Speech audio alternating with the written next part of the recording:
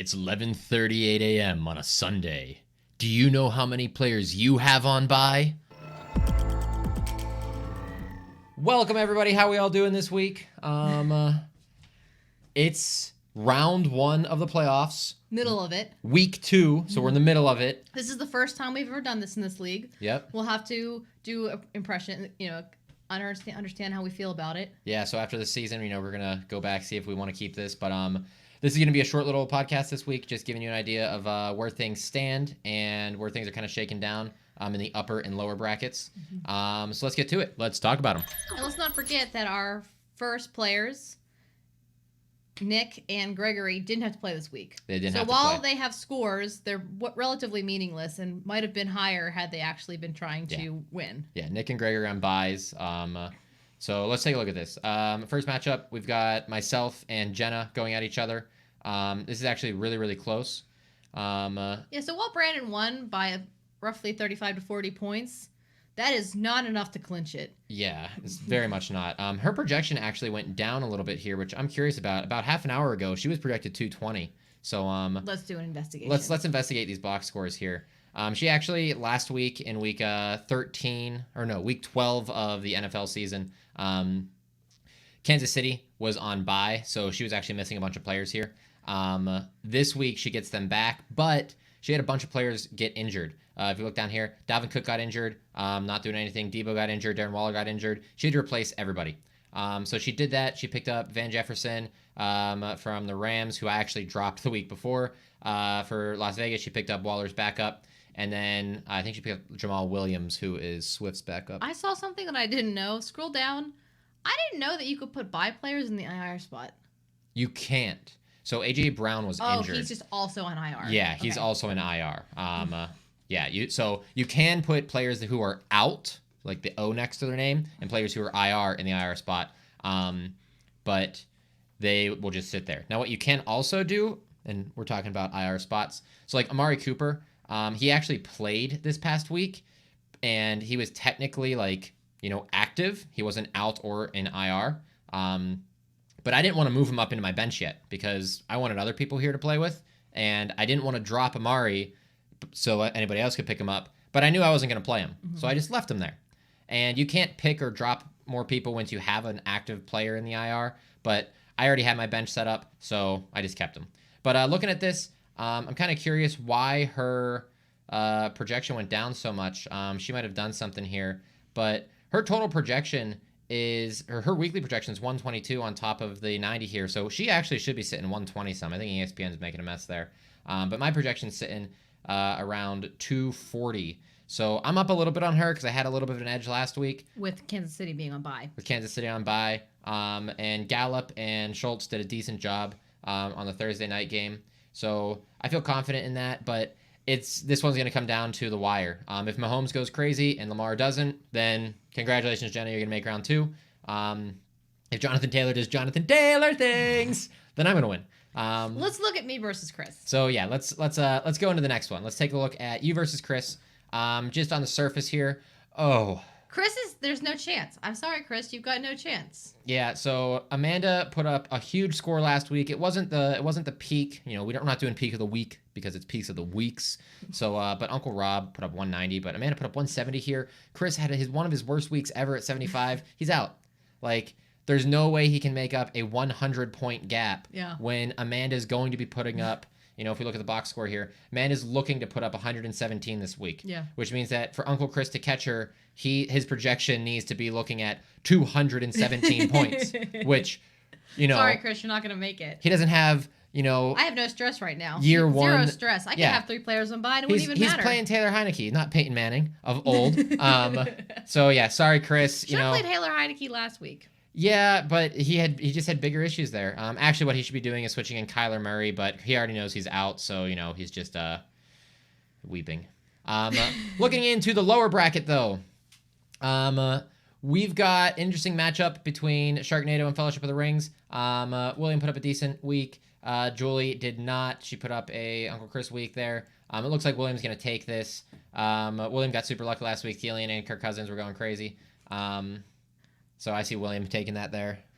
Rob slaughtered. Oh, yeah, and Uncle Rob. Uncle Rob showing no mercy to his son. Trying to have perhaps the highest score. It was the highest score of the entire league of the league in that week. So Rob, really way to show up when it doesn't matter. Yeah, way to show up when it does not matter. Interesting enough, Uncle Rob's projection here is like 260. It doesn't matter. It's so high. Well, it's kind of funny because he put up the high score last week. But that means he's only getting projected 70 points this week. He only has yet to play 5. Does he have like a? Yeah, he probably has a bunch of people on bye. Let's take a look. He'd be this one. So Uncle Rob's got just a bad team. He doesn't have a bad team. He scored 190 Oh no, look at points that. He's got a 124 projection this week. Something's screwy with ESPN right now. ESPN's going bad. Kamish, we should move away from ESPN. It's a terrible platform. I don't like change. I don't like change. My name's Amanda. Actually, I love change. We got to move to a different platform. This platform's garbage. But Uncle Rob, he put up a great week. He's gonna be crushing Brian. There's nothing Brian can do about it. So look at that. Even especially like McCaffrey's gone. Like Hunt, just tough year for Brian. He pulls out CMC and just permanent injuries. And last game of the week, it is Sherry and Stu versus Ant-Man. These projections are pathetic. These ones are semi-accurate, but they're pathetic. So it's gonna be a close matchup with terrible scores here, but that's fine. They're fighting. They're fighting. They've got good players in. Well, some of them have players in. Anthony, what the heck? 4 people on bye. I understand that. Let's count this again, Amanda. 1, 2, 3, 4, 5 people on bye. We appreciate your commitment to the Browns. You're becoming 1, the new Uncle Rob, 2, but you 3, really need to take them out when they're not playing. Yeah, you need to make some subs here, like ASAP. Holy crap, he has more Cleveland players on the bench. He's just running the entire Cleveland team. But yeah, so if you're just leaving players on bye, you got to field a team. You have to field a team. It's a thing. But yeah, if Anthony doesn't field a team, his projection this week is a hefty 56. If he leaves this as is, he might set a record for lowest score ever. He might take it. You don't want that. He might take it from Brian. The only caveat being Brian set the lowest score ever actually fielding a team, and Anthony would set one by not playing a team. Come on, Anthony. Come on, step it up. But yeah, that's this week. We will see how things shake out. Do you want to do a tutorial about dropping and adding players? Yeah, we'll do a quick tutorial. So it came to our attention a few days ago that in big league news, this is actually really big news.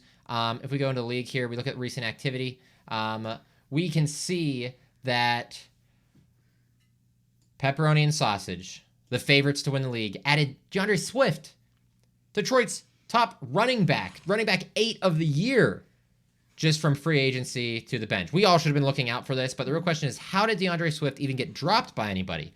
He's not playing this week. He's got an injured shoulder, but he's going to be back in weeks 14, 15, 16, and on. Which Gregory will be in. We're all still playing. So how did he get dropped? Well, he got dropped if we go down to the Shark Bites. The Shark Bites dropped DeAndre Swift because of this injury in order to replace him. And but if you look, she had it dropped without an added. Yeah, so let's actually go look at the teams right here. Because there's 2 things that happened. One, the IR spot is empty. So if you want to move a player into the IR, like Alvin Kamara or Jalen Hurts right here, all you need to do is you need to select that move button and put them down in the IR. So just like you normally do, you select the move button, and I can't show you this because Amari's kind of there, / I don't have an opening with anybody's out, but you just hit move, and if they're able to move into the IR, you can just move them down here, okay? And then they'll sit, and then that way, they're not clogging up your bench. You can actually pull another player, and, it gives you some more flexibility. Plus, I actually didn't know that you could move out players to the IR. I actually thought that you could only have the IR designated move into the IR, because I had dropped Robert Woods, who I loved as a player, but dropped him because he was out, not IR. It turns out if I wanted to keep him, I actually could have just moved him into IR. Yeah, and if you would have kept him this year, it wouldn't have made sense because he's out for the season. But like Amari Cooper had COVID. But let's talk about how to add players. Whenever I add players, we typically don't drop. Instead, you can add players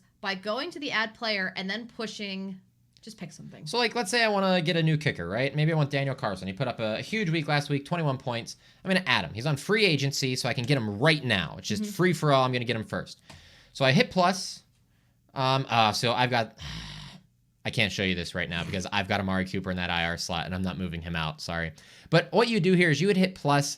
It would take you back to your team. It would say, you have too many players. Who do you want to drop? Who do you want to drop? and then you would select one. So you'd be like, oh, I don't want Rashad Bateman, and you'd drop him. And what would happen is ESPN would drop a player and add a player at the exact same time. So you have no loss of a good player. Yeah. So this is nice because what you don't want to accidentally happen is if everybody like gets news that, someone's going to be active, if you drop a player, that there's a lag time between like, okay, I've dropped a player, and then if I drop someone, Amanda might pick up who I want during the time where I can click back. It's not a lot of time, but it can and has happened. So that's the best way to add players, so add or claim. You drop and add them at the same time so that you flip one out and pull it in simultaneously. Ooh, that was loud. Sorry. Hurting ears. Yeah, hurting ears. The same thing applies for the waivers. So free agency is after Wednesday morning. You can just grab people willy-nilly. For waivers, so between like the Monday games and on Wednesday morning at like 3 a.m. Eastern, you can't immediately add someone, but you can put in waiver claims. And basically, you can actually edit them too. You can actually change the order, and you could put. Let's just say I really want to drop my defense because I never keep a defense. I actually could pick 2 defenses and say I'd like to get Cincinnati's defense or the Bears defense to drop someone else's, and then I could say which one I would want first, and if that one didn't go through, get the second option. And the reason why you'd set multiple options there has to do with how the waivers run. While the free agency is a free for all, just I get it first. Waivers are actually set up based off of standing. So if we go into the waiver order here, you can see Sherry and Stu get the first pick, and then Anthony, and then it goes down like this. So if something happened where we're all looking for a quarterback that's going to do great. So let's say we're looking to get Ben Roethlisberger off of waivers, okay? He's not on waivers. Let's just say he was, right? Uncle Rob really wants him. So Uncle Rob puts in a waiver bid. But so does Sherry and Stu. So if they pick up Ben Roethlisberger, Uncle Rob's not going to get it. But Uncle Rob knows the popularity of Big Ben. So he says, I also want, Tyler Heineke or Cam Newton or some other player. And you can set it up so that the same player would be dropped. So, maybe he's going to drop a player for Big Ben. And if he can't get Big Ben, he'll drop that same player for some other options. And that way it goes down through the list and then it cycles back. So everybody gets a pick, and then everybody gets a pick, and then everybody gets a pick until, people stop picking and then the waivers are finished running. So those are definitely things to do. And it definitely makes sense for waivers. Like, you don't drop your entire team on Tuesday night and then try to pick new people up on waivers the next morning, because if you drop your whole team Tuesday night, I'm going to pick them up on waivers that night. It makes much more sense to kind of drop and add together. So those are just some helpful tips there. Nothing too wild and crazy, but yeah, it's one of those things where I hope you lose to Jenna. Oh, don't say that. It's one of those things where as you play more in the league and you see stuff, you get some better ideas. There's like some little tricks that you can do to help your team out. Gregory didn't actually need DeAndre Swift, but by picking him up, he prevents myself or Jenna or you from picking him up. I made a trade with Brandon I gave him my other running back that was pretty good. I got James Robinson. So Amanda could have used a running back actually, and Gregory just sniped it. So that's a good blocking move by Gregory. I blocked Jenna from picking up Tony Pollard last week, so she had to go to other options for running back. So, when we get into these playoff scenarios, you can pick up players that your opponent might be needing and try to prevent them using those kind of waivers and claims. So really clever options out there, really cool stuff. Kudos to Gregory for making that great move and seeing that. But yeah, if you're in favor of having Gregory give that back to Sherry and Stu because they didn't know any better and they're rookies in the league, just say aye. Okay, everybody, bye. Have a good one. He's never giving him back.